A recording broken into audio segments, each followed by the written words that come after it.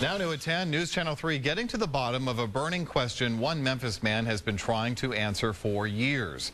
Why is Shelby County Juvenile Court forcing him to pay for a child that is not biologically his? What's even more unusual, he says the judges at Juvenile Court have an idea who the real father is. Yet they're still demanding he pay up. Now he's turning to On Your Side investigator Stephanie Skurlock for help. Talk show TV makes millions off the catchphrase, "You are not the father." But the reality in Memphis is just because you're not the daddy doesn't mean Shelby County Juvenile Court won't make you pay. I was down there in handcuffs and chains. Over the years, Edward Bowdery had his driver's license stripped and once even found himself in handcuffs over child support payments for a child that's not his. I would hate to see somebody else go through the same thing. I've been going through this. Headaches. This mound of paperwork shows a juvenile court judge ordered him to pay child support even before the birth. I didn't do a voluntary acknowledgement. I didn't sign the birth certificate. All I knew is we legitimated the child in your name. Bowdery asked several judges during several hearings for a DNA test, but no judge ordered one. I said, how did I even get put on child support? And I never said this was my child. And they said, again, this is not what we're here for. In 2009, he took the child himself to get a DNA test and found the son he'd supported for years was not biologically his.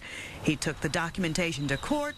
The judge wouldn't accept it, but ordered a new DNA test done that showed the same results. Probability of paternity, 0%. They never did do what they were originally supposed to do, which was give me the opportunity to take a DNA test. I was just a voice not being heard, so I guess I needed a choir.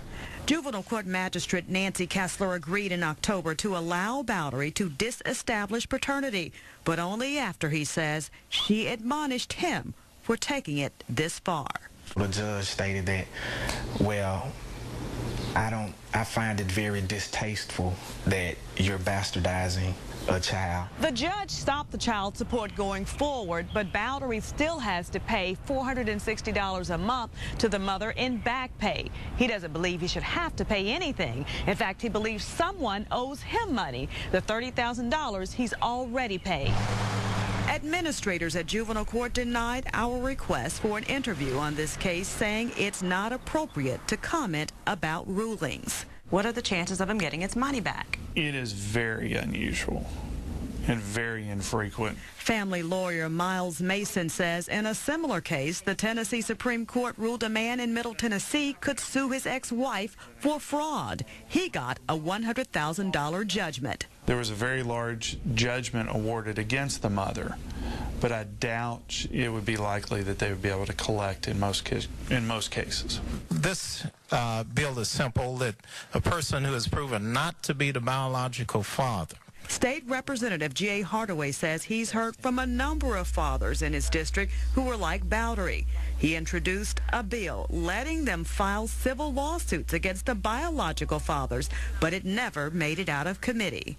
To a degree, justice needs to be served. I think it needs to be a totally different, a new law or something.